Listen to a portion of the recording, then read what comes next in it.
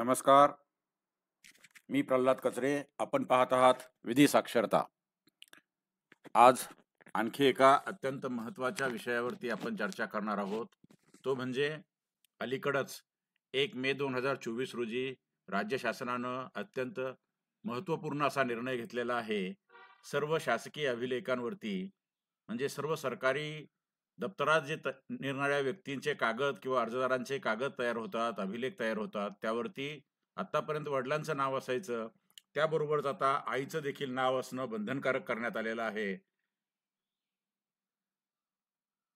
1 मे 2000 नंतर जन्मलेल्या 24 नंतर जन्मलेल्या सर्व बालकांची नोंदणी म्हणजे आता दाखला असेल, जन्माची नोंद करतो आपण, तो जन्माच्या नोंदीचा उतारा असेल, शाळेचा दाखला असेल, महसुली दस्तऐवज म्हणजे 7/12 असेल, 8 असेल, वेतन चिठ्ठी असेल, ज्याला आपण पेस्लिप म्हणतो, सेवा पुस्तक असेल, नंतर निरनिराळ्या परीक्षांचे अर्ज असतील, परीक्षांचे जे प्रमाणपत्र दिले जातात ते प्रमाणपत्र असतील, अशा सर्व शासकीय दस्तऐवजामध्ये प्रथम अर्जदाराचं नाव, मग आईचं नाव, मग वडिलांचं नाव आणि त्यानंतर आडनाव अशा पद्धतीने लिहिण्याचं बंधन आता शासनानं घातलेलं आहे. आपण यापूर्वी पाहिलं असेल, शासनानं यापूर्वी देखील खूपदा निर्णय 2000 ला 1999 ला त्यापूर्वी अशा अनेक वेळा मुलांच्या शैक्षणिक दाखल्यावरती एका रकान्यामध्ये आईचं नाव लिहावं असा निर्णय यापूर्वी घेतला होता. पण आता मात्र पूर्णपणे प्रत्येक अभिलेखावर वडिलांच्या नावाच्या आधी आईचं नाव असेल असा आदेश आता शासनानं काढलेला आहे. आणि यामुळं एक मात्र स्पष्ट होतं की पूर्वी कधीतरी मातृसत्ताक पद्धती होती, त्यानंतर बराच काळ खूप दिवस पितृसत्ताक पद्धती होती. आता मातृ आणि पितृ असे दोघंही एकत्र अशी समसमान अधिकार आणि समसमान हक्क असणारी नवी संस्कृती आज आकाराला येते आहे. आणि हे जुने रेकॉर्ड सगळे सगळे दुरुस्त केले जाणार नाहीत.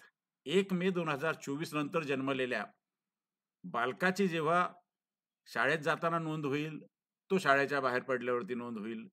त्याची जेव्हा एखाद्या जमिनीच्या दाखल्यावरती किंवा उतार्यावरती नोंद होईल, अशा व्यक्तीच्या नोंदींच्या संदर्भात इथून पुढे आईचं नाव बंधनकारक करण्यात आलेलं आहे. आता त्याप्रमाणे महिला आणि बालविकास विभागानं शासनाच्या एक शासन निर्णय निर्गमित केला 1 मे 2024 चा. त्यानंतर आता प्रत्येक विभाग हळूहळू करतो आहे. आता हे पहा, महसूल विभाग आहे. महसूल विभागाने दिनांक 14/5/2024 रोजी म्हणजे 2 दिवसापूर्वी त्यांनी देखील एक निर्गमित केलेला आहे त्यांचा आदेश. आणि त्या आदेशामध्ये त्यांनी असं म्हटलंय की यापुढच्या काळामध्ये हे पहा, हे शासनाचे ते निर्णय आहेत, हे आपल्याला स्पष्टपणे दिसत आहेत.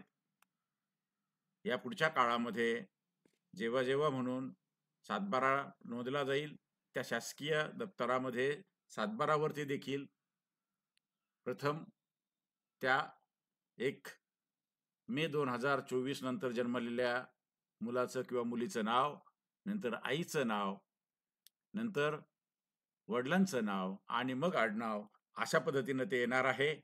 आणि हे सर्व कागदपत्रांमध्ये येणार आहे. आता विवाहित झालेल्या स्त्रियांच्या बाबतीत काय, जी पूर्वीची कार्यपद्धती होती स्त्रियांच्या बाबतीत, की विवाहानंतर तिथे गेल्यानंतर तिचं जे काही प्रथम नाव असेल ते नाव, नंतर तिच्या पतीचं नाव आणि त्यानंतर तिकडं पतीचं जे काही तिकडचं आडनाव असेल ते आडनाव, अशा पद्धतीनं स्त्रियांची नावं नोंदविली जातात, विशेषतः विवाहित स्त्रियांचे. त्या ज्या पद्धतीमध्ये तसंच नाव लिहिण्याची मुभा राहील असंही शासनानं स्पष्ट केलेलं आहे. तेव्हा महिला आणि बालविकास विभागानं जो शासन निर्णय काढला, त्यानंतर लगेच महसूल विभागानं देखील आदेश काढलेले आहेत. हळूहळू एक एक विभाग त्यांचे जे सार्वजनिक कागदपत्र असेल, ज्याला पब्लिक डॉक्युमेंट्स असं म्हणतो, की जे शासकीय दस्तऐवज म्हणून मानले जातात, त्या सर्व कागदपत्रांवरती या पुढच्या काळामध्ये आईचं नाव घालणं किंवा आईचं नाव नोंदवणं हे बंधनकारक करण्यात आलेलं आहे. आणि मला असं वाटतं की हा अत्यंत स्वागतार्ह निर्णय आहे. महाराष्ट्र शासन हे पुरोगामी शासन आहे आणि मला वाटतं असा क्रांतिकारी निर्णय घेणारं महाराष्ट्र शासन हे पहिलंच शासन आहे असं आपल्याला वाटतं, किंवा पहिलंच राज्य आहे. 14 मार्चला हा निर्णय आला. मग मृत्यूचा जन्माचा दाखला असेल, मृत्यूचा दाखला असेल, शाळा सोडल्याचा दाखला असेल, जन्मानंतर जन्म दाखला असेल, त्यानंतर हे जे सर्व कागदपत्रांमध्ये या पुढच्या काळामध्ये आईचं नाव हे बंधनकारक करण्यात आलेलं आहे. ही अत्यंत नवीन माहिती आहे आणि विशेषतः जेव्हा आता या पुढच्या काळामध्ये आपण हक्कांच्या बाबतीत कागदपत्र घेतो, त्यावेळेस तपासून घेतलं पाहिजे की त्याच्यावरती आईचं नाव आहे की नाही. अत्यंत सुंदर, छान असा हा बदल आहे. हा जी-आर आणि हे जे महसूल विभागाचे आदेश आहेत, हे आता सर्वत्र उपलब्ध आहेत. शासनाच्या वेबसाईटवर देखील उपलब्ध आहेत. पण जर कुणाला मिळाले नसतील, तर या व्हिडिओच्या खाली जी लिंक दिलेली असते, आपली मेंबर डाउनलोडची लिंक, त्यामध्ये निश्चितपणे आपल्याला त्याची ॲक्सेस मागता येईल. शिवाय पहिलं जे कॉमेंट असतो, त्या कॉमेंटच्या खाली देखील आपण ती लिंक उपलब्ध करून देऊ. ज्यांना हवं असेल त्यांनी नक्की ते घ्या. जर का आपल्याला हा व्हिडिओ, ही माहिती आवडली असेल, आपण नक्की लाईक करा. प्रथमच आपण पाहत असाल आणि यापूर्वी सबस्क्राईब केलं नसेल तर आपण नक्की सबस्क्राईब करा. आपल्या मित्रपरिचितांना, आपल्या आप्तेष्टांना, सर्वांना शेअर करा, फॉरवर्ड करत राहा. म्हणजे ही माहिती सर्वत्र जाईल आणि अशाच व्हिडिओ, पुढचे जे काही माहितीपूर्ण व्हिडिओ होतील त्याची लिंक देखील आपल्याला मिळत राहील. अशाच माहितीपूर्ण व्हिडिओमध्ये लवकरच भेटण्यासाठी मी या ठिकाणी थांबतो. धन्यवाद.